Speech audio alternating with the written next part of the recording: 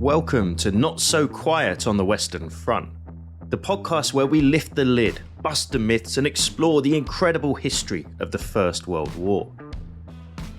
I'm Dan Hill, a military historian and battlefield guide specialising in the history of the war on the Western Front.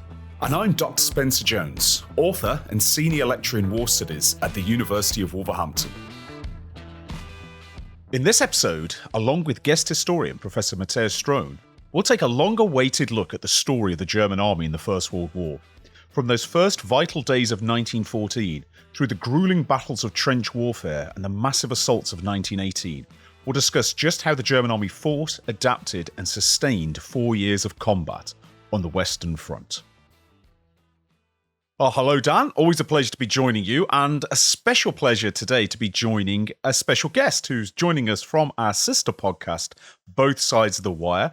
He's already had an appearance on this podcast in our bonus episode where we combined our podcast, but it's a real pleasure to be joined by such an expert in the German army, and indeed a soldier, or an officer, I should say, of that army too, and that's Matthias Strohn. So, Matthias, welcome to the podcast. Well, hi, Spencer. Hi, Dan. Well, thank you very much for having me again on your podcast.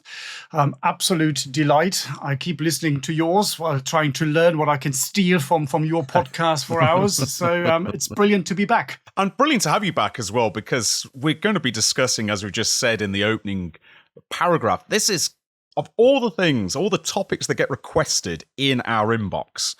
And thank you, listeners, if you've ever written in with a suggestion, we do read every single one of them. But if we were to rank them in a chart, put a little tick mark next to each one for the number of votes, the German army in the First World War has overwhelming number of votes. And really, we probably should have done this topic a little bit sooner, to be quite honest, Dan, but we've been waiting for this opportunity. Yeah, hi, Spence. Hi, Matthias as well, of course. It's one of those, again, a little bit like I found with the Doughboys. It's such a daunting prospect of really getting stuck into the story of the German army in the Great War. It's such an enormous part of the story, of course. We've looked almost exclusively from the Allied side of the wire throughout this entire series so far, and the opportunity has always been an intriguing one. But to be able to bring in an expert to help us paper over the inevitable cracks when you and I take on a subject like this, Spence, is absolutely vital. So, I mean, I think the best way to go about this today is maybe just answer a few of the really big top-level questions about German army performance in the Great War, how it looked on the Western Front, how that evolved, as you said in the opening piece there, Spence. It's really interesting. So, I mean, I might just throw one at you, Matthias, just to start us off, actually, because, of course, we need to go back to 1914 and maybe just slightly before that to talk about the story of the army pre-war.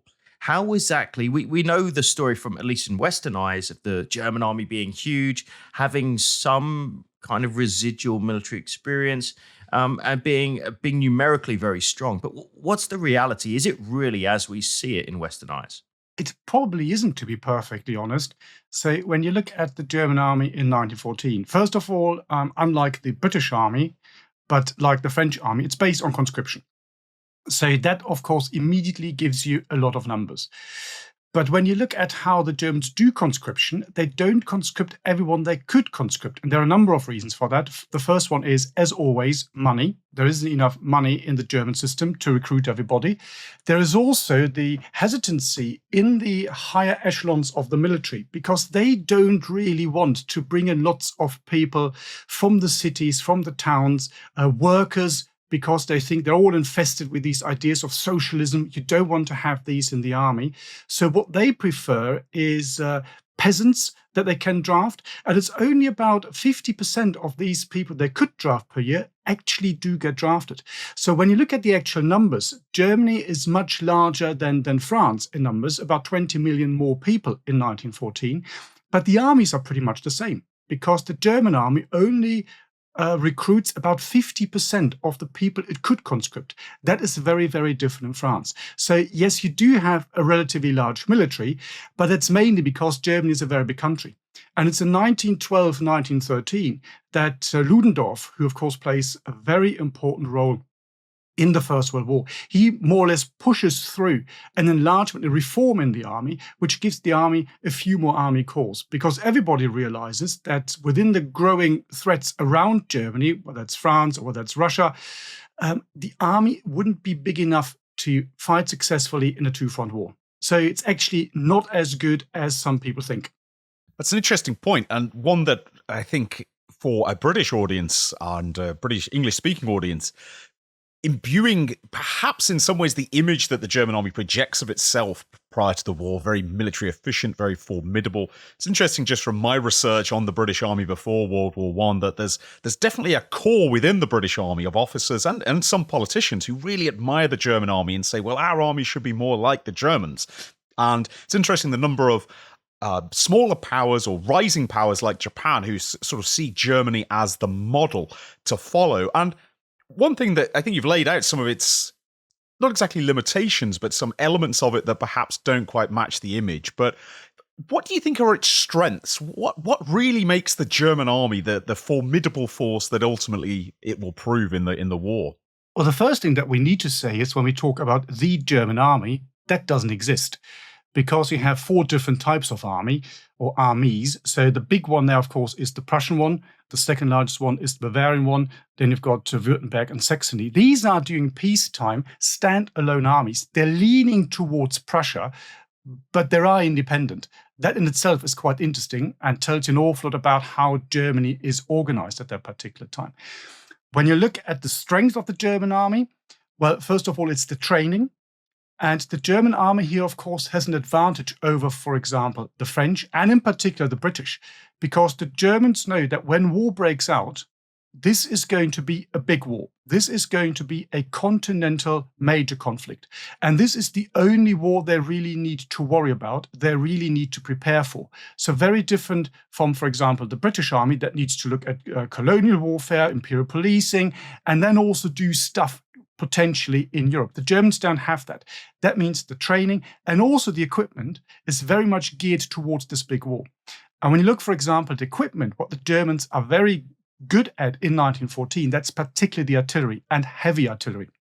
So they really have more guns and bigger guns than the other powers, in particular the British. So that gives them an upper hand. And that's also an integral part of the German war plan in 1914, all the way through to 1916. The Battle of Verdun, we'll probably talk about that a little bit later. That is really there, and the Germans know that their artillery is good. There are also some weaknesses in there that we can also discuss.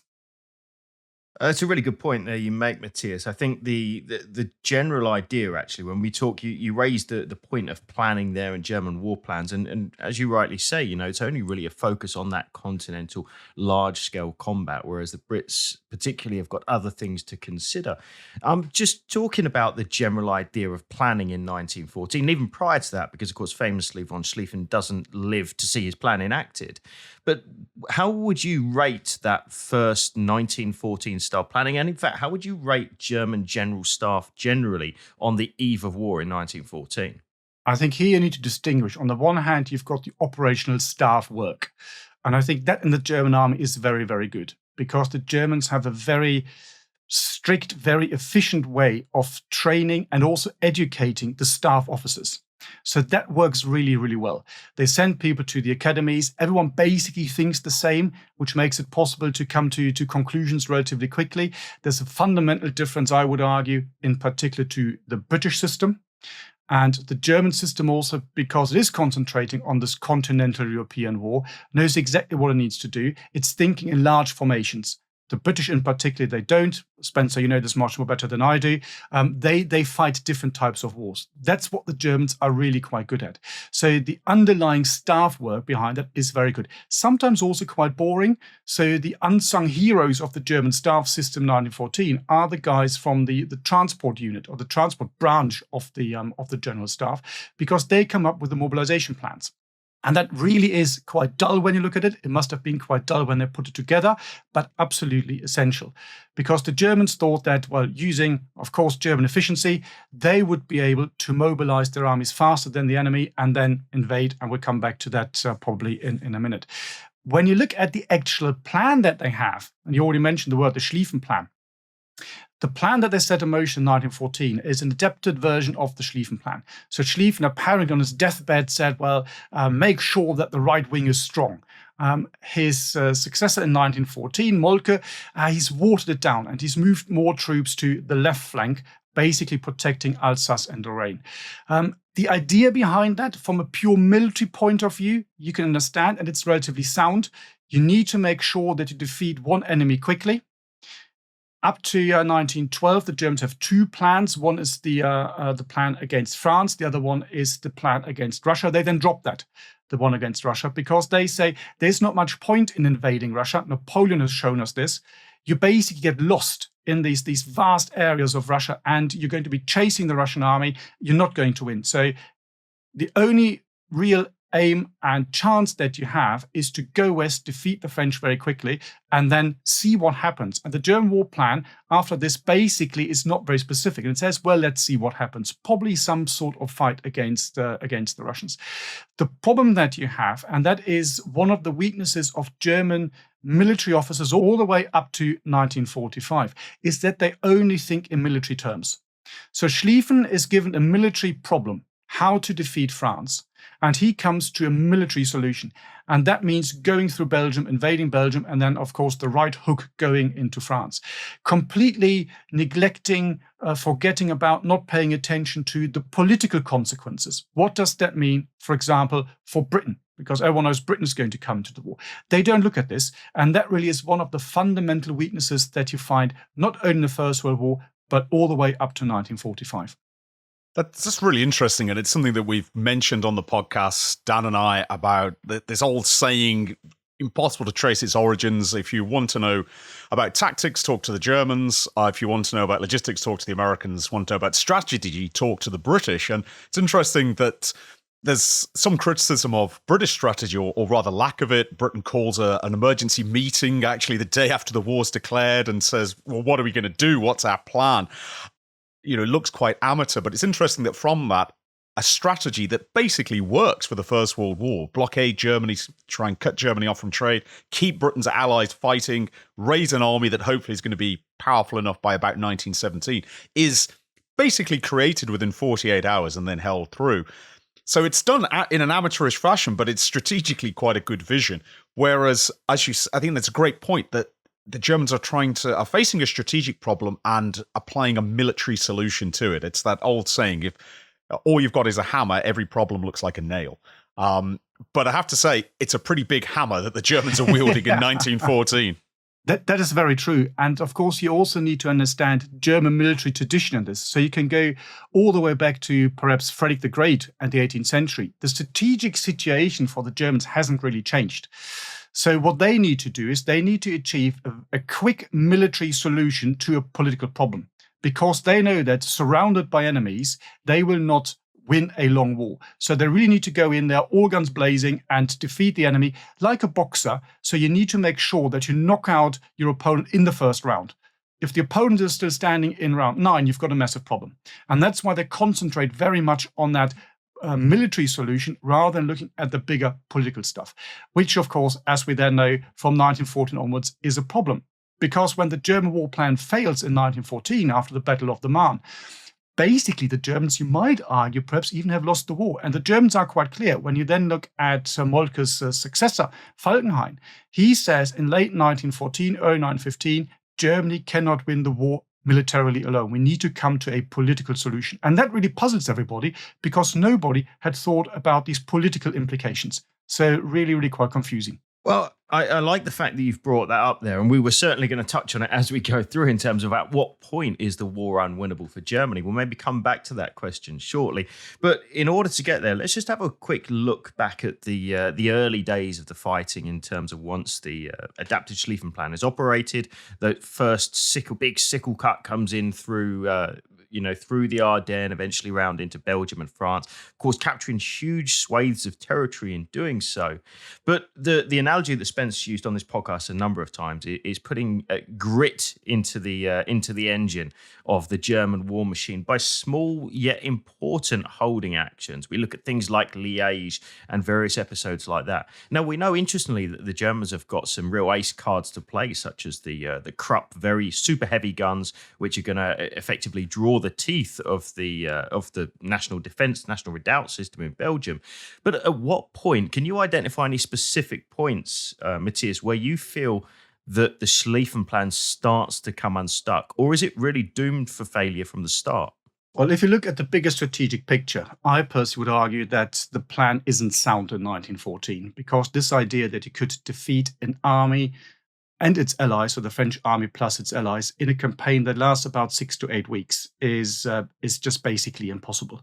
And if you go back to the last big war that the Germans had fought, 1870-71 against the French, that also lasts very, very long, because that's the first time that you have, as they call it, a people's war. So once the old cabinet war, so to speak, is over, the nation, the French nation rises up, and that really confuses the Germans. And the Germans know that this is going to happen again. So this whole idea of being able to defeat an entire nation in a few weeks is complete nonsense. And in the German case, a lot of people actually knew this as well. So when you look at the German documents, a lot of the senior officers are not quite sure whether they're actually going to defeat the French plus the British and the Belgians and then be able to turn against France. So there's this grand strategic issue and problem that you have.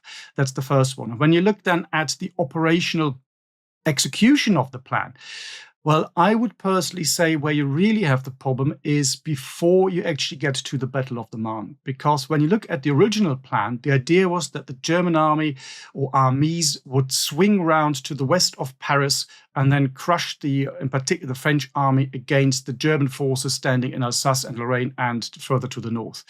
But they decide to go south to the east of Paris. And you can already see when this is happening that this whole idea of being able to completely annihilate the French and encircle them is probably going to fail. And you're going to go for a head-on battle. And that's exactly what happens at the Marne.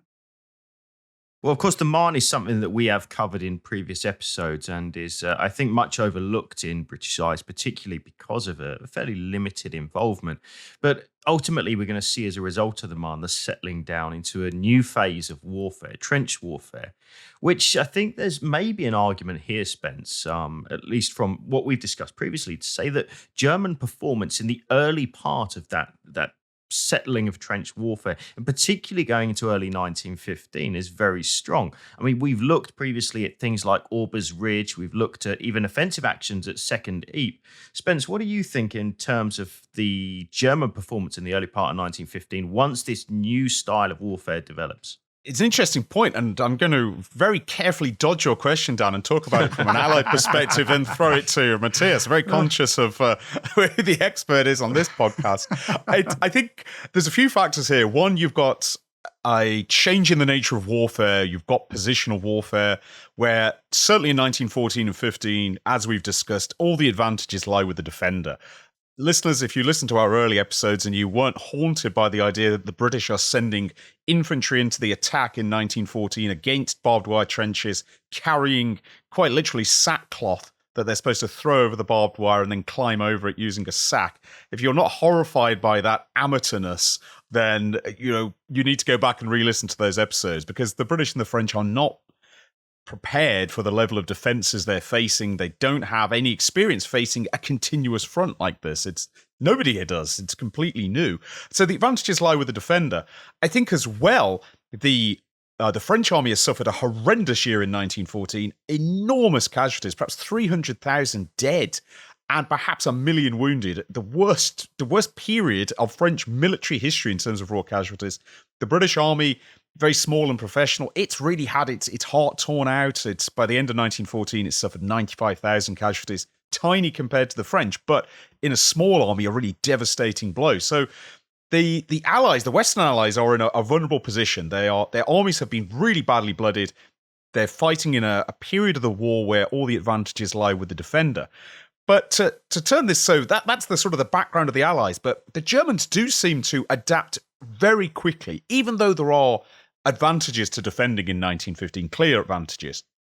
The speed with which the Germans turn the Western Front into a fortress, which is going to inflict appalling casualties on the British and the French through 1915 onwards, is really quite remarkable, because, of course, the German armies also suffered very heavy casualties in 1914. So, Matthias, how do they do it? What's the secret to why the Germans turn the Western Front into such an unbreachable fortress?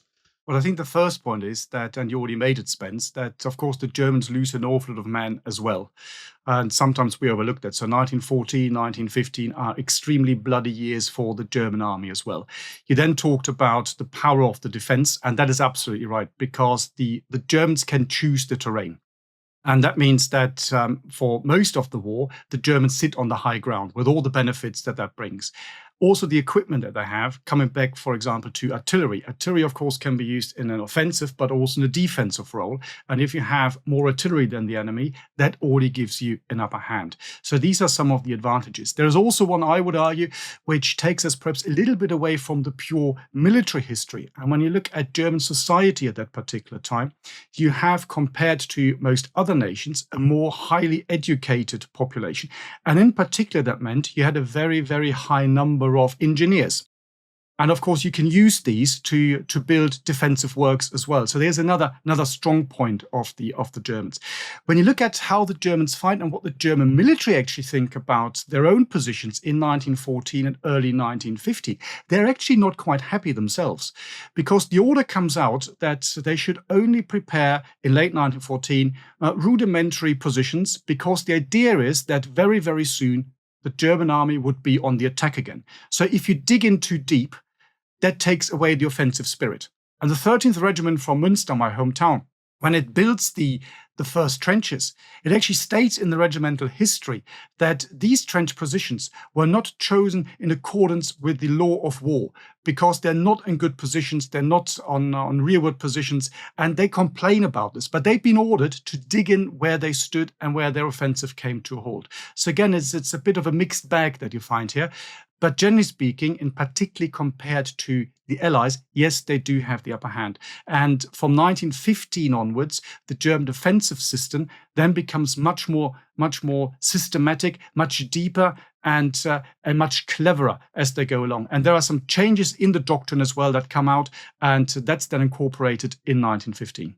I just want to stick with the theme of 1915 for a minute, actually, because previously we've discussed this and we've talked about, of course, this, if you like, this evolutionary race that develops on the Western Front. But in British circles specifically, we're often as well in 1915 looking back at the home front, and in particular looking at the rapid expansion of the BEF, building up more troops to eventually come out to the Western Front. We see our first two Kitchener divisions out by late 1915. We see territorials come out in much larger numbers. And of course, a huge expansion in terms of volunteerism and trying to get more people into the army. I'll be really interested if we throw conscription into the mix here and how the German system's very different. Can you give us an idea of actually what life is like behind the lines in terms of recruiting and volunteering and bringing up more numbers, which the Germans inevitably need to continue to fight this war? About 1915 back in Germany. What's that like? Well, by 1915, the number of volunteers has probably pretty much dried up. And so now, again, German efficiency comes into play, and the whole machine of conscription and recruiting is really set in motion. And that works very well and quite efficiently. And what the Germans have up to 1915 really is, you might say, a two-tier army. They've got what they don't call the regular army, but inverted commas, the normal army. And then they have reserve formations. And these reserve formations consist predominantly of reservists, it's in the name. And they also have, for example, less artillery support. This all changes then from late 1915 onwards, early 1916, after all these divisions have suffered so many casualties that these differences basically get watered down.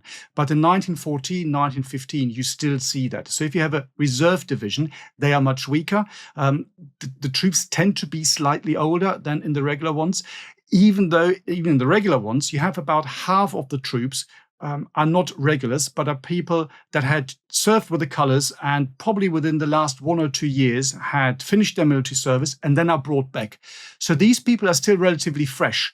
They're not 100% like a British regular, for example, but they still know their stuff, they still know what they're doing, and they just need, if at all, a quick refresher course, and then they're sent to the front line. You can see how this is played out, for example, in the officer corps. About 90% of the officers of the German army in the First World War are reserve officers.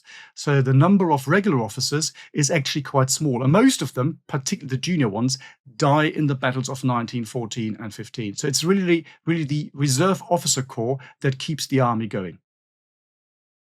Much the same way as the Reserve Officer Corps keeps the British Army going, certainly in early 15. But Absolutely. Of course, those reserve officers in the British Army really pay an appalling price. And one of the great problems the British Army has by 16 is it just doesn't have experienced officers. The army's been diluted. And that sort of brings me on to a question about the battles of 1915, which, as you said, go appallingly for the Allies, that the Germans do hold the line here. You mentioned that 1950 is also putting the German army under strain. And what's the German impression of how they've done in 1915? Because certainly my impression from largely a British perspective, an Allied perspective, is 1915 is just the worst possible year for the Allies, defeated on every single front. But even in the Allied camp, there is a certain sense that, well, the Central Powers have won lots of battles, and they're obviously putting us under a lot of pressure. But apart from conquering Serbia in 1915, they haven't converted this into anything strategically key. And so what's the feeling of the German army about its experience in 1915? It must be happy with its battlefield performance, but is it envisaging problems by the end of 15? Does it have a plan to win the war? I think you've hit the nail on the head there. So they're very happy with the operational performance, but strategically, they're not really achieving anything. And we shouldn't forget that Germany, of course, is fighting a two-front war. I know we're concentrating very much on the Western frontier in this podcast, but maybe quickly perhaps looking to the other side and looking to the east, because this is where things are happening in 1915. So in the German camp, you always have this debate between what's called the Westerners and the Easterners. So where can you win the war? Is it in the West or is it in the East? In 1914, very clearly, they attack in the West because they think this is where we can win the war. This is where we have to attack. In 1915, it's very different. So they're holding on the Western Front. The only attack that comes in is the Second Ypres, the famous gas attack. But even that is just a very, very small one. That wasn't really designed to break through the Allied defenses and win the war on the Western Front. And where you then have the big offensive is, of course, in the east. You already mentioned Serbia. And of course, the really big one is the German Austria-Hungarian attack at Gorlice-Tarnów. So the break through the Russian lines, which more or less defeats, I wouldn't say destroy, but really defeats the Russian army in what is modern-day Poland and pushes the Russians back. And vast, vast territories of that particular area are then occupied, liberated, whatever you want to call it. However, they still can't achieve strategic success because they've pushed the Russians back, but the Russian army withdraws. So it's still there as a fighting power. So from a pure operational point of view, a pure military point of view, yes, they can be very happy with the performance in 1915. But from a strategic point and grand strategic point, the situation hasn't really changed. If anything, it probably has become worse because in 1915 also Italy enters the war. Another front that needs mentioning at some point. It's interesting when you think of 1915, and if we look at it from an Allied perspective for a moment as well, despite it being an incredibly brutal year, of course, you've got the famous Chantilly conference in November of that year, where the Allies are starting to look really opportunities for 1916. And of course, eventually it's going to lead us to the Somme and various other large-scale actions. It's also interesting as well, and I'm intrigued to know about the German mindset here with regards to this decision, because of course a two-front war is going to be straining the German resources to the max, and of course it's going to be really from 1916 onwards an ever-depleting resource. But what's the general logic? And I know most of us know the story of Verdun in very broad terms. What is the general logic behind the assault on Verdun? We often hear this phrase, a retrospective phrase, if I believe correctly, to bleed the French army white. Is that the real objective of Verdun at that point of the war? Well, I was asked to keep my contributions relatively short, but now I need a minute or two to go into this. The short answer is no, it's not to bleed the French army white. You're absolutely right. The first time that this term is mentioned is in Falkenhayn, who's at that stage the commander of the German forces. He writes about this in his memoirs, published in 1919. And he says in the December of 1915, he had a meeting with the Kaiser, the famous Christmas memorandum, in which he develops this plan and says, we're going to take at Verdun, we're going to bleed the French army white. That's the idea. However, there are no accounts and records of a meeting with the Kaiser. There is no Christmas memorandum. It doesn't exist, nowhere to be found in the sources. And when you look at what actually happens at Verdun, it's a very complex and difficult story. So Falkenhayn was a very clever man. He was very highly educated, spoke many languages, had served in China. So he really knows how to do these things. Perhaps he was a bit too clever. And that you can see being played out in his war plan. So Falkenhayn is a Westerner. He says the war can only be won in the West. He's also, by the way, the man who said in late 1914, Germany can't win any more militarily. So there's a bit of a contradiction here. But what do? You can't just, throw the ensign and say, okay, we surrender. You're not going to do that. So what he really does, and we know this now because sources have become available in the 1990s, who had been kept in the East German archives, and no one had access to that. Because even after the First World War, when they were writing the official history, der Weltkrieg, of the German army, people are confused. And people say, what was going on? What was the idea behind this? By that stage, Falkenhayn is dead, but they go around and interview lots of senior officers. And the bottom line is that Falkenhayn attacked at Verdun. When you look at the numbers, very limited numbers, very low on infantry, very heavy on artillery. And the idea was not to bleed the French army wide, but to attack the French there, which could have two effects. The first effect was that the French would feel that they would have to defend it and feed forces in. You could then defeat these and then attack somewhere else. Or the real plan actually was, according to these interviews that were conducted after the war, that the Germans would attack at Verdun. The French and the British, in particular the British, would panic. The British would launch a premature counterattack somewhere in the Somme area, which the Germans, because the Germans thought that operationally they were better, and now all British listeners, please close your ears, the Germans thought from 1914 all the way to 1918 that the French army was far better at fighting, particularly at the operational level, than the British army. So they see the British army very much as the junior partner, both in capability and ability. So they want the British to attack prematurely. They would then defeat this attack and would then counterattack and then drive the British into the sea.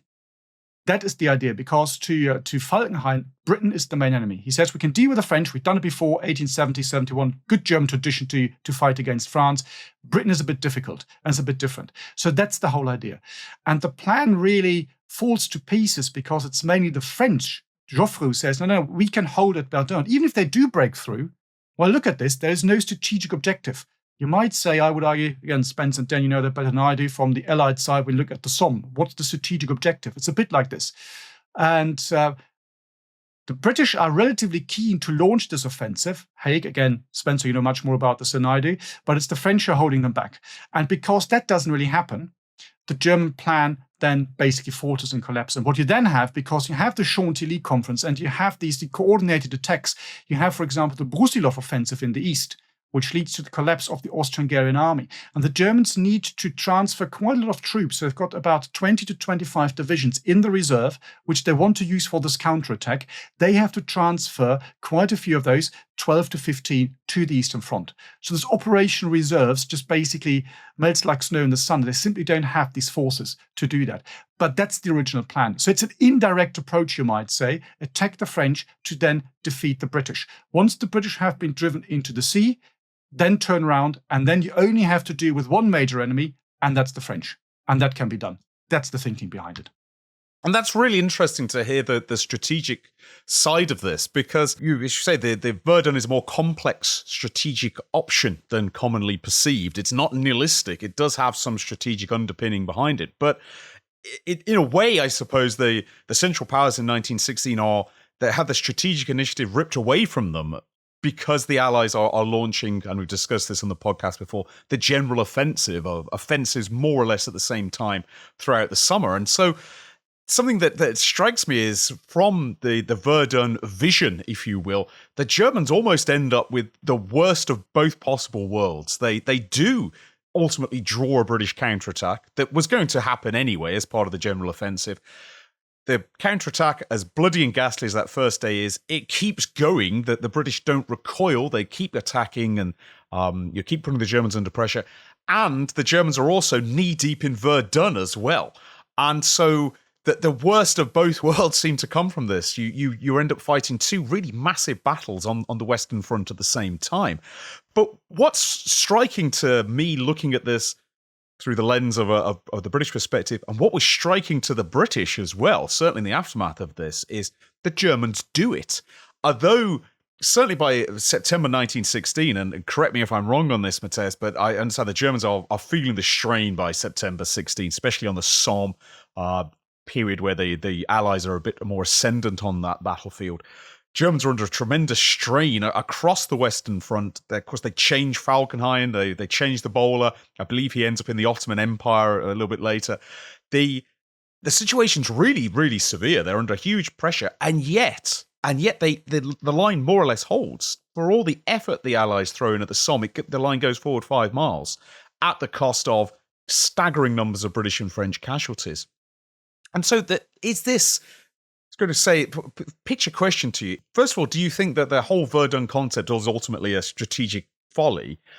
But secondly, do we have a situation where perhaps the Germans have made a strategic error, but at the same time redeemed it, if you will, or prevented themselves from really feeling the consequences because the army's so good and it fights so hard?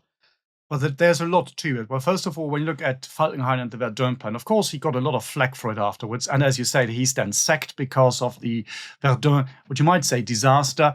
He's then sent to Romania, where he is the head behind the very, very quick defeat of Romania. So operationally, you can see he's actually really, really good. So as I said earlier, maybe he's a bit too clever for himself and for the army. So that's a bit of a downside. And yes, the Germans do suffer massive casualties. That's the big problem. And they do realize that they can't do this again. So the whole question about, I know you talked about it in another podcast, so who won the Battle of the Somme? It is obvious and clear that Germans are really suffering as well when it comes to the Somme. And they realize they can't do this again. So Falkenhayn is out. In come Hindenburg and Ludendorff, so the great heroes from the Eastern Front, and they take over. And one of the first things that they do is they look at the situation in the West and say, well, the fighting here is so fundamentally different from what we've seen in the East. It's much more mobile and flexible. It's much more about the battle of materiel. So we need to change things and how we do things. And as a consequence of that, in December 1916, they issue new guidelines. Grundsätze für die Führung des Stellungskriegs im Abwehrkampf. If you repeat that, I'll buy you a beer. And in that, they make very, very clear. They say, well, the way we fought on the Somme, and also then in the later stages, the defensive battles at Verdun, is breaking the neck of the German army. And it's all about materiel, not manpower. So they actually release hundreds of thousands of soldiers from the front line to send them back into the factories, to make sure that you have more machine guns, more guns, and what have you, because they see that is the way forward. Germany at that stage is beginning to run out of manpower, and they realize it's only materiel that they can use to substitute for this. And of course, the other big problem that they have is, again, the great strategic idea, because the Germans and the Austrians, as the two main powers and the Central Powers, they don't even really talk to each other. You can still see that in 1916. So the Austrians want to have what they call a Strafexpedition, punitive expedition, they call it. That's the name of their operation, against Italy. And the Germans say, that's stupid. Italy isn't important. Support us on the Western Front. No, we're not doing this. And it's only after the complete disaster of the Brustov offensive that you then have some sort of joint high command, which is very much controlled by the Germans, which of course does not go down well in the Austrian camp. And so they're trying to outmaneuver this particular high command. And you can see, so from a strategic point of view, nothing has really improved. Well, it's a very interesting perspective that you bring up there. And I think particularly with this idea of replacing flesh with steel on the Western Front to try and, if you like, shore up what is clearly a difficult situation with a kind of mounting pressure. Now, if we combine that with what happens a couple of months later with the famous withdrawal to the Hindenburg line, in effect shortening the line, taking up a far more defensive posture, does this for you, Matthias, mark a real shift in the change in German attitude from what has perhaps previously been majority defensive action with a couple of major exceptions? Is this now going to be an entirely defensive war right through until March of 1918? It's pretty much this, absolutely. And again, you need to understand who is in charge now. So the people who are in charge in late 1916, 1917, 18, these are Hindenburg and Ludendorff. They come from the Eastern Front. So they're Easterners. So they think the war can actually be won on the Eastern Front. Once you've knocked out Russia, then you can see what happens on the Western Front. No real plans exist for this, but that's exactly that. So before that, Falkenhayn, the Westerner, says, no, we need to keep attacking in the West. This is where we can win the war. Only there we can win the war. So the bigger the defensive works are, the worse it is for morale, because the offensive spirit will go away. So we shouldn't have that. These guys are very, very different. And again, Combine that with this whole idea that you're running out of manpower, so have very, very well-established, deep defensive lines, let the enemy attack, and then you can inflict a very, very heavy blood toll on the enemy. It also goes hand in hand with the changes in German doctrine, because in 1917, the Germans changed their defensive doctrine, which goes to this defense in depth, where you move away from trenches and you just have dugouts and individual soldiers fighting in machine gun position and all these things.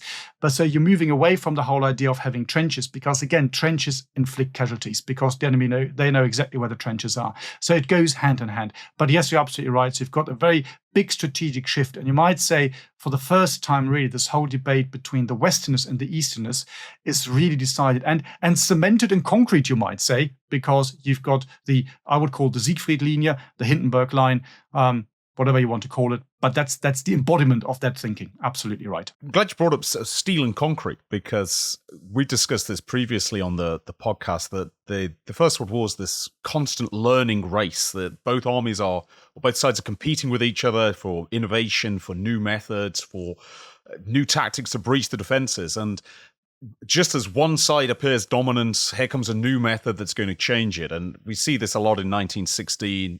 The Allies getting much more sophisticated in their assaults, especially the British. You've got tanks are being introduced now. You've got a real battle between British and German artillery for technical innovation.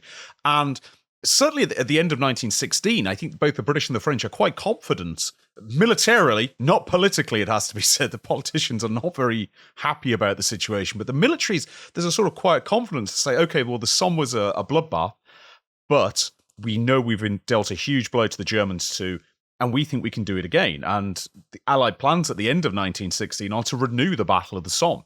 Henry Wilson, who goes on to be the chief of the Imperial General Staff of Britain, memorably says the secret to winning the war is, in his words, to fight 2 battles of the Somme at once. And so they're quite happy about this. And I've seen the phrase used in German military, we want to avoid Somme fighting, that style of battle we can't have anymore. So the Allies seem to have a method for breaching the defensive lines of 1915 and 16. And then the Germans moved to this new system, which we've discussed a little bit on the podcast, especially in relation to the defenses at Ypres. But this, I think, is a really important point, that that the Germans have come up with this idea, and secondly, that they can do it, that they can actually construct all these defenses, move to this new system. How important is this change seen within the German army? Because it's quite a radical departure from how they've been fighting on the Western Front up to this point. It is quite radical because, as you've already said, and as we've discussed, it really shows that you're now fighting a long defensive war. And that is very, very clear. And the German army, like all the other armies at the time, had very much as its ethos an offensive spirit. And you might say this is now taken away. And the way it's explained to the army is, well, here you just have to hold the front line. So you're basically the shield, whereas the sword is now, comes down on the Eastern Front, and we need to knock out the guys on the Eastern Front. So you always have to see these two fronts together. From the German case, or the German point of view, you can't just talk about the Western Front. You always need to bring in particular, the Eastern Front as well. And this is how it's actually even explained to people in the trenches, in these positions, in these dugouts. This is what we need to do.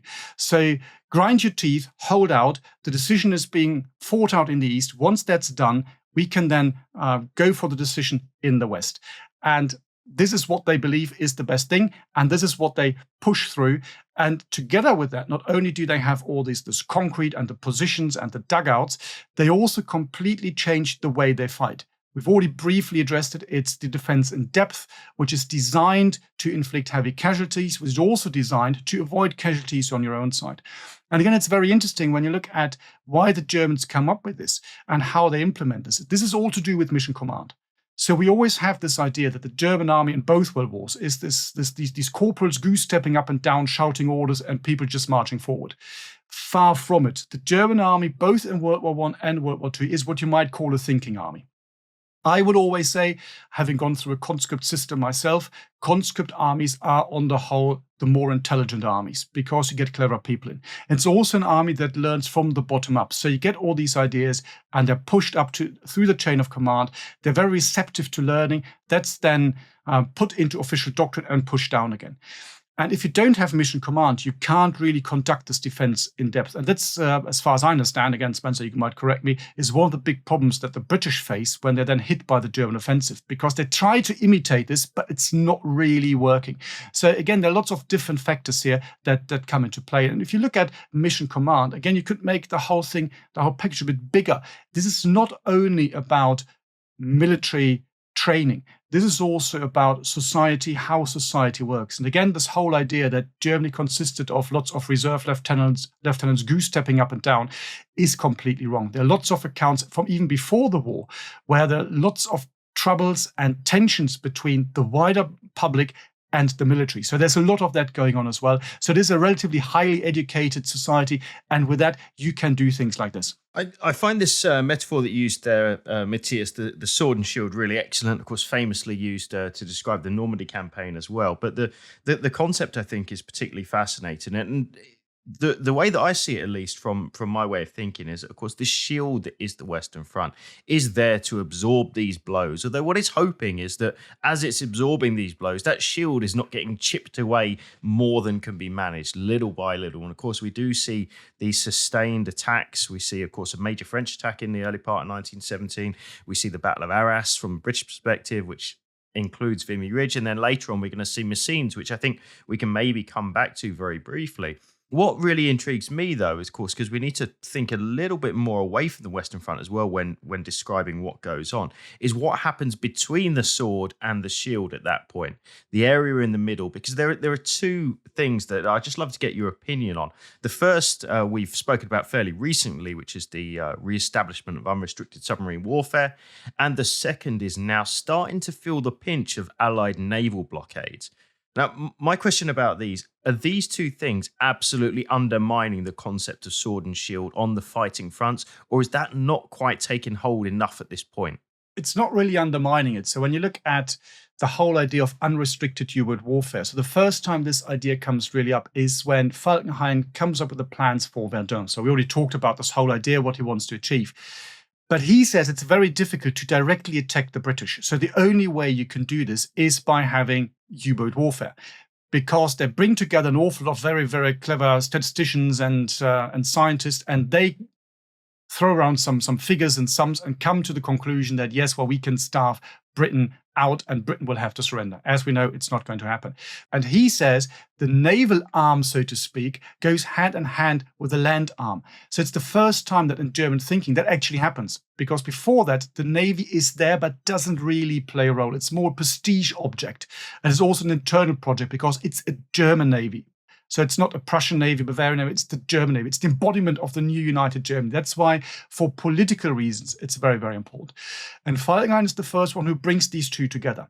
So it goes hand in hand, you might say. And he says, well, you need to take the war to Britain. Britain needs to feel the pinch as well. And the only way you can do that is by doing this.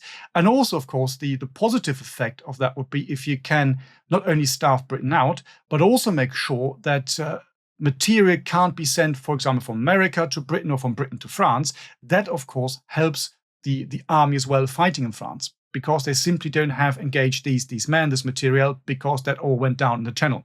That's another idea. The big problem, of course, that you have is the strategic idea behind that, or strategic consequences, I should say, which, of course, lead to the entry of the US in the war. And that really, really means that Germany has lost. The Germans don't really understand that. It's a bit like in World War II. But that is, of course, I would argue, the big turning point of the First World War. And when you look at what goes on in Germany, and also Austria, actually, Austria is suffering far more than Germany under the blockade. It's quite often taken out of the equation. We don't really look at this. It's having a massive effect. So Germany depends very largely on food imports. Most of these are cut. There's a bit coming through Sweden, and in particular the Netherlands as a neutral country. But on the whole, the Germans are really suffering. And it's the civilian population, which leans, for example, to the famous turnip winter of 1916. And malnourishment, no one's really quite sure, but the estimates go to somewhere in the region of about 1 million to 2 million people who die in Germany because of malnutrition. And Austria, as I said, is hit even worse, because they relied on corn coming in from the east, and that's all being cut off. And of course, it also has an impact on the war machine, the war machinery, because you don't get the raw materials anymore. And when you jump forward, for example, to 1918, one of the big problems that the Germans have when they're trying to bring reinforcements forward as they're attacking again in the West in March 1918 is they simply don't have enough lorries, they don't have enough petrol, they don't have any rubber for the wheels. So that has a massive impact as well. Artillery, the same thing. So the German barrels wear out, just like all barrels do, but the Germans can't really replace them. And that, of course, has a massive impact on what the Germans can achieve and what the Germans can do. It also then means you have a lot of unrest in Germany. So you've got massive strikes, for example, 1916 and 1917. Hundreds of thousands of people go on strike, in particular the ammunition workers.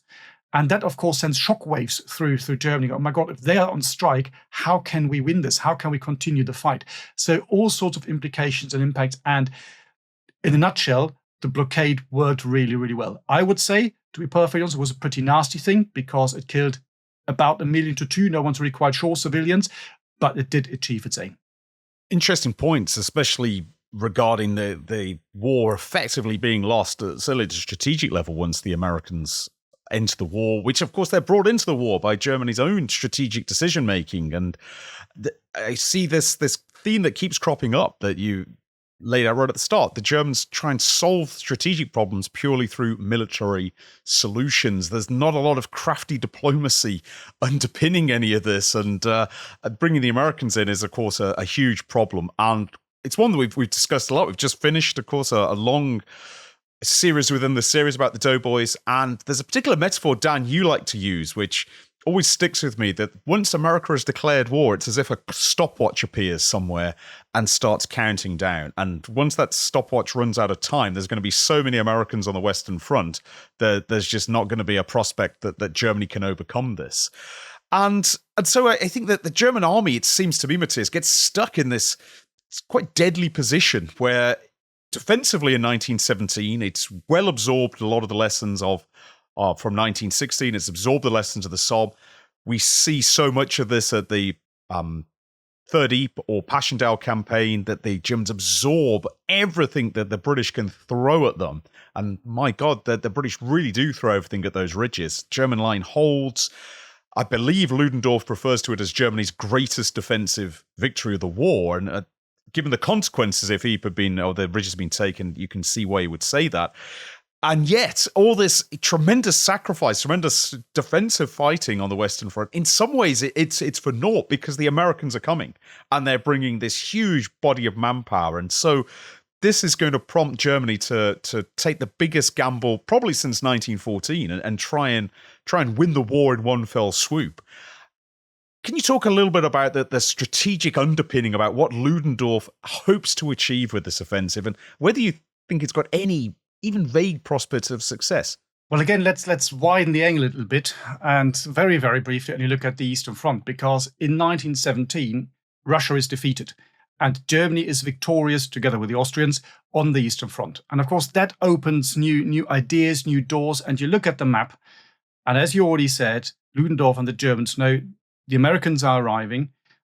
If you want to do something, if you want to bring the war to a victorious end, and that's always the big idea, victorious, they're not thinking about some sort of negotiated peace at the time, because they said, we've done it in the East. So if we've done it in the East, now we're down to one front, we can probably do that. But it has to happen quickly. The longer you wait, the weaker the Germans get and the stronger the Allies get, mainly because of the Americans. So Ludendorff comes up with this plan of the March Offensive, the Michael Offensive. And when you look at it, 3 big armies that are launched. And again, you might say the idea is a little bit more direct, but a little bit like Verdun again, because the main idea really is to drive the British into the sea. The Germans think once you've achieved this, you can then turn around and defeat the French.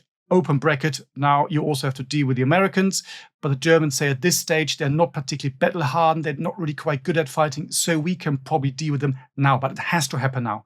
And this is why they launched the offensive in March. So they look at different options. For example, we talked about Ypres a little bit. They also look at an attack in Ypres, but they say, well, the terrain isn't quite right, particularly if we attack too early.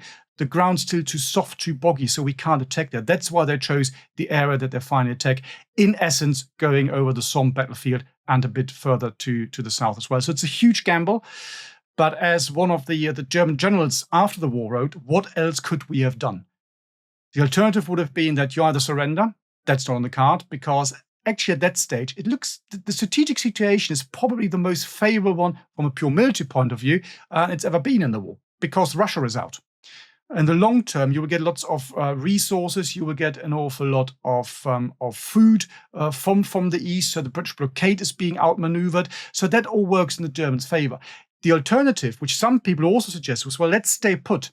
Let's just stay in the Siegfried Line. Let's continue the defensive battle here. We just continue to fight here. We inflict casualties. They know that the French and also the British are quite war-weary at that stage. They say the Americans are a bit different. They don't really have a view on America. One of the big problems that you find, the German understanding of America has always been very weak. It's to a large degree, to say quite flippantly, based on the novels by a German writer, Karl May, who wrote about Indians and cowboys and what have you. That's pretty much the view that most people have. So they don't really have an understanding, but they say this is where we need to strike. That's the last and only chance, and that's why they go for it. So just following on from that, Matthias, and going back to something that you raised earlier, which I thought was quite interesting. Of course, the Spring Offensive also comes at a really inconvenient time for the Allies. British internal reshuffles within their divisions. They're also trying to get to grips with effectively adopting the famous defense in depth, the Lossberg system, and not doing a very good job of it, we might add, by fatally overweighting their front lines, much of which we're going to see the result of on the 21st of March 1918. And so the Western Front, at least to Allied eyes, really does get shook to its core in those opening days of the assault. And we discussed this when we previously tackled this subject. Amiens frequently comes up as a real key opportunity and possibility.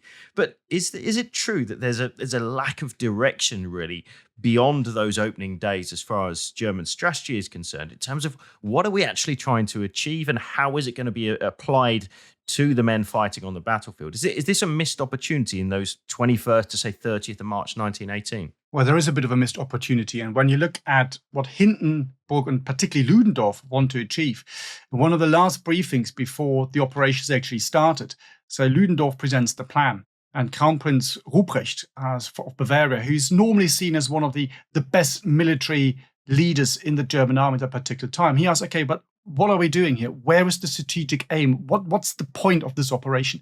And Ludendorff just says, we're going to punch a hole into their lines, and for the rest we shall see. That's how we did it in Russia.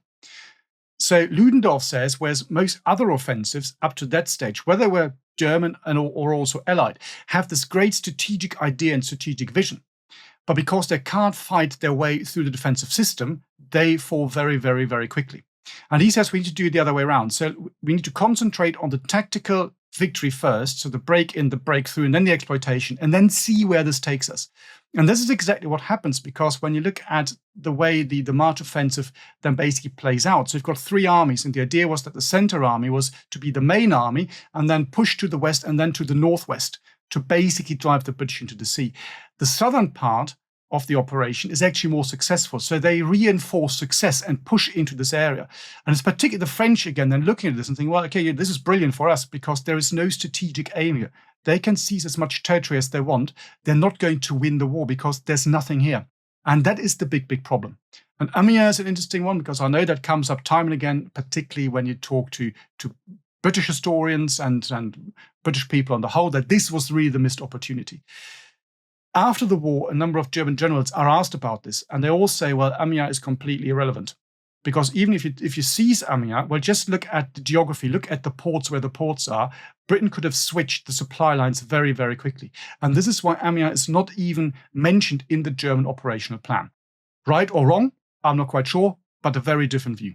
That's really interesting because certainly the British are really, really, really worried that Amiens is going to fall. Yeah. And Haig orders a staff exercise, effectively, quickly draw up what are we going to do if we lose access to the marshalling yards here. And the general British impression, and this also comes out very strongly in the post-war official history, is, my God, thank God the Germans didn't perceive the value of this, because although the plan is ultimately to fall back towards the ports, shorten the logistic lines, that is going to represent such a huge dislocation of the British logistics system, which one of the advantages of the Western Front, because it doesn't move very much, you can really organize your logistics. You don't have to worry too much about moving around, for better or for worse. But then losing your central point in the south, Amiens, is disastrous. And even worse would be losing Hasbrook in the north, which the British describe as the jugular of their army. If that's cut, the army will bleed to death. So in a way, interesting that the Germans don't really see a lot of value in this and say, well, the British will just react to it. The British would have reacted to it, but my God, that's a bit like saying, well, you're traveling down a road at 100 miles an hour and there's something coming directly at you. You'll react to it. It'll be okay. You might, but my God, it's going to be hair-raising and you're going to put yourself in great danger. So really, really sort of interesting aspect here. But one thing that I think is striking too is the British and the French are really shocked by the violence of the German assaults as well. And that probably lends weight to it. My God, if the Germans had just gone a bit further and taken Amiens or broken through at Hasbrook, we'd be in real trouble. But I think you've got a bit more to say. I definitely saw you motion in that direction. Yeah, absolutely right. I think it's also a good embodiment of the different philosophies of war. And again, you need to go back to this whole idea about German fighting and this geostrategic situation surrounded by enemies. You really need to be able to knock out the enemy very, very quickly.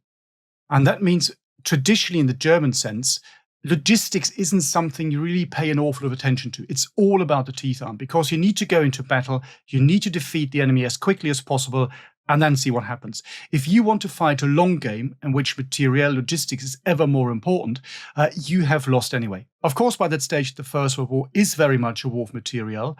But when the Germans are on the offensive again, they go back to the original mindset. It's all about defeating the enemy armies. It's about storming forward. It's about inflicting casualties very, very quickly and heavily. And do that as fast as you can, because the moment you stop somewhere, it's over. So in those days, even today, logistics is not really something that a lot of people would really go into if you want to have a very, very good military career. It's just stuff that happens. It's the boring bits. What you want to do is have a big map and then you draw big blue arrows and then say, we go west or east or north or what have you. So the operations section, that's the sexy bit. That's what everybody wants to do. And I think the British and the French have always fought a slightly different war because they know once you mobilize the empires, it's all about sustainment. It's all about logistics. And perhaps this is the embodiment here of these two different philosophies. There's a very interesting point to make there in terms of how those philosophies, I think, shift actually as the war goes on. Because, of course, we need to, as we get towards the end of this episode, we need to consider how the tide also shifts on the Western Front and how we see the effectively the pushback, which is going to ultimately end on the 11th of November 1918. So once the Germans have reached their kind of high tide mark, we've argued recently whether the turning point, the start of the pushback is going to be Second Battle of the Marne or whether it's going to be the Battle of Amiens in August. Usually by British eyes, we claim it's Amiens. I think probably more realistically, it's probably Second Marne. But by this point, we're now starting to see Germans obviously struggling, having lost huge numbers of casualties in the in this famous push, and also Allied numbers, in particular Allied materiel, now coming out and really starting to get very heavy on the Western Front. Now, what's the German mindset as the 100 days or the 117 days, depending which number you take, kicks off? Is it something of simply just trying to hold and find a negotiated peace? Is there any realistic prospect in your mind of anything other than just a delaying action until the war inevitably comes to an end? I think this is very much it. You already mentioned all the key factors and aspects here.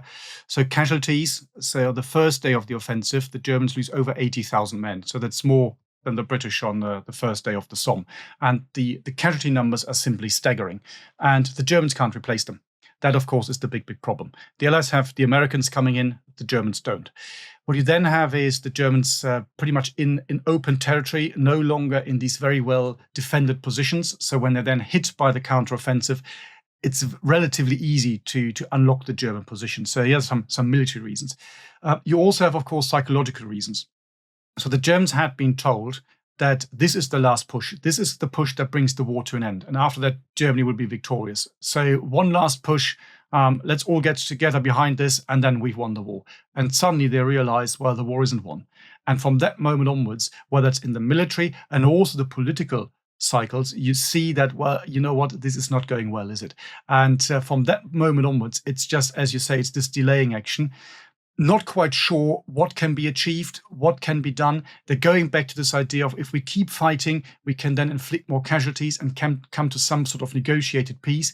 Let's not forget at that stage, the Germans are still in Belgium. They're still in France. They're not fighting on German soil.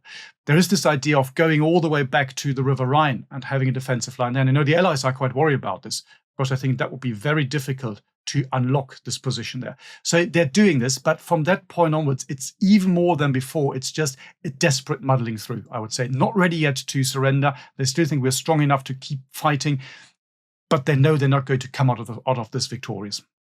I've read various biographies of Ludendorff that he's sort of got one big ambition: try and hold the Allies around the Hindenburg Line, the last bastion, if you will, in central France, and fight on to the winter, and the Allies will be frozen stiff, and something will happen, some sort of negotiated deal might come out, perhaps based on Woodrow Wilson's 14 points.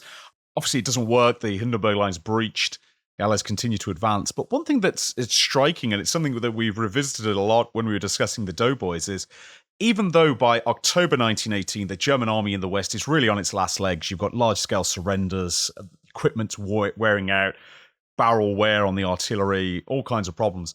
There's still, I won't even say pockets, because I think that implies a very small number, but there's still a significant amount of the German army that fights very hard, even though it must be clear the war is lost. And what's motivating this determination? Is it sheer bloody-minded professionalism?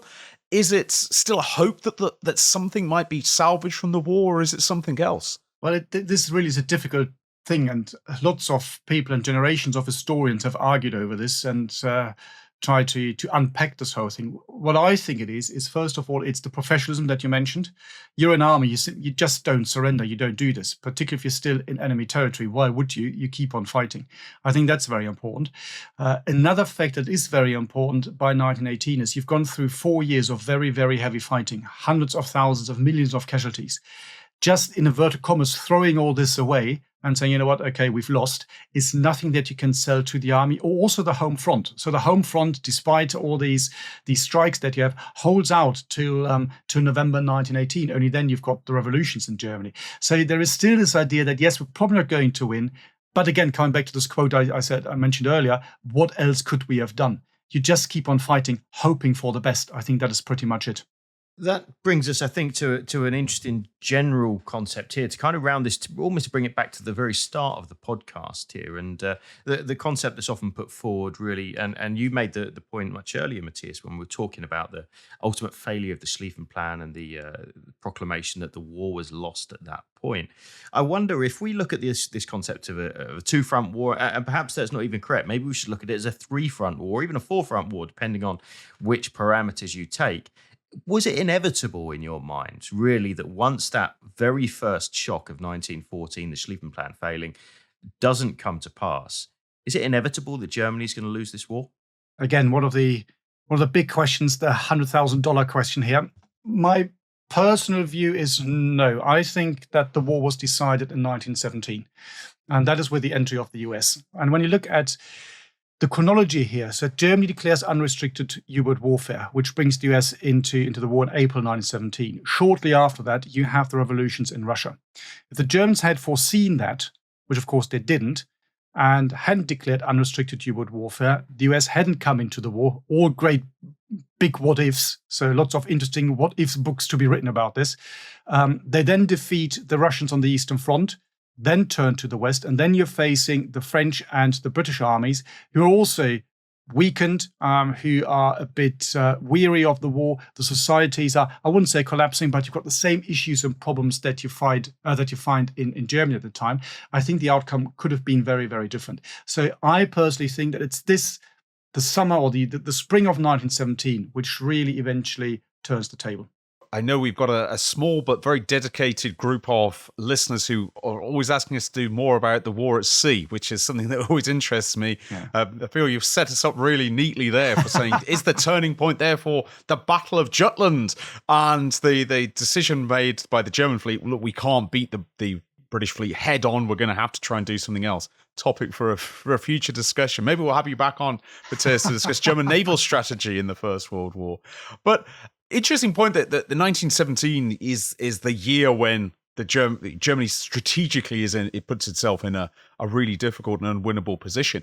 And one thing just I'd like to sort of appreciate where we've kept you for a long time, I'd like to ask is, What do the Germans think after the war?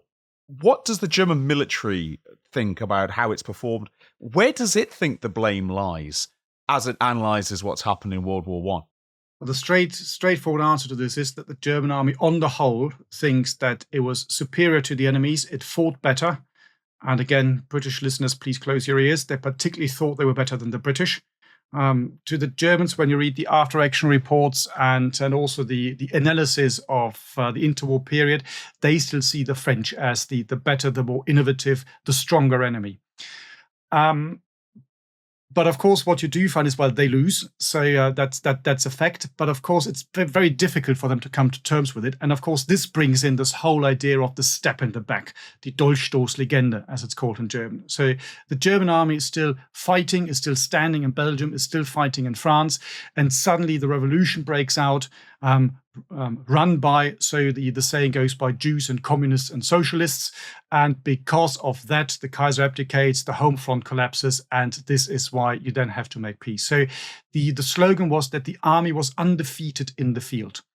And Ludendorff, for example, he writes a book about all this, and he says, well, if it comes to the next war, we need to do it very differently, because what we didn't do well is mobilize society back home. And he says, this is really where the modern war is won. And he calls the book Total War, which Der totale Krieg, normally translated as totalitarian war, which sums it up actually much, much better, because he says all about the home front. So they put the blame very firmly on the home front, which of course is the easy solution for them. And so by doing that, they can keep a straight face and say, well, you know what, we fought really, really well. Well, that's a fascinating way to look at it. And of course, we've discussed this just fairly recently, actually. You know, how much longer would it have taken before that stab in the back idea would have been totally moot by the Allies advancing directly into Germany as Pershing wanted, or would it have been something else that would have eventuated first? But we have to finish somewhere, and we've kept you, as Spence said, for quite a long time now, Matthias. No problem at all. So you are. I can talk. And we certainly, for those of you guys that are just introduced Matthias, maybe missed that first bonus episode we did recently. Of course, Matthias is one of the two hosts of our sister podcast, which is World War II, Both Sides of the Wire.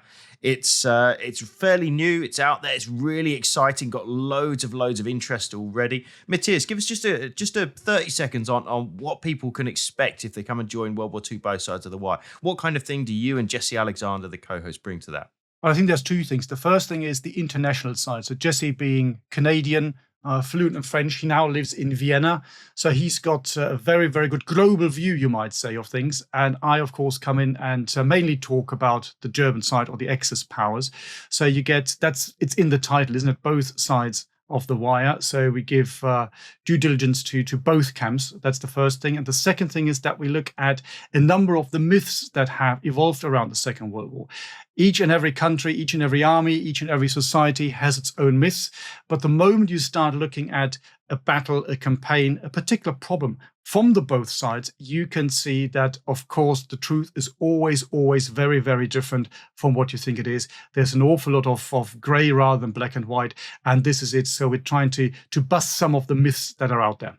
Fantastic. Well, I can highly recommend it, Spencer. I know you do as well. It's a fascinating look and something really quite unique in terms of Second World War podcast. There's some great military history out there, but do check it out. Matthias and Jesse's World War II, Both Sides of the Wire releases every Wednesday, so you can check out that episode on a Wednesday, catch Spencer and I on a Friday, and you've got plenty of historical content to keep you busy throughout the working week.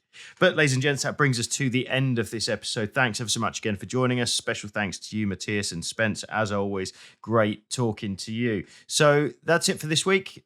Do come along and join us next time. You've been listening to Not So Quiet on the Western Front, a Battle Guide production. If you've enjoyed this podcast, why not check out the Battle Guide YouTube channel, where we regularly release documentaries exploring some of the most famous and extraordinary episodes from throughout military history. If you'd like to support the Battle Guide team to create more content just like this, why not head over to our Patreon, where for the cost of just a cup of coffee, you can get access to full-length virtual battlefield tours, exclusive behind-the-scenes content, decide which subjects we cover in future podcasts and videos, and join a fantastic community of like-minded people. That's all this time. See you again soon. So And I I think just Oh, we've got to work this out. got Matthias, give us a name for one of us, and we'll work it out. you go ahead, Tom.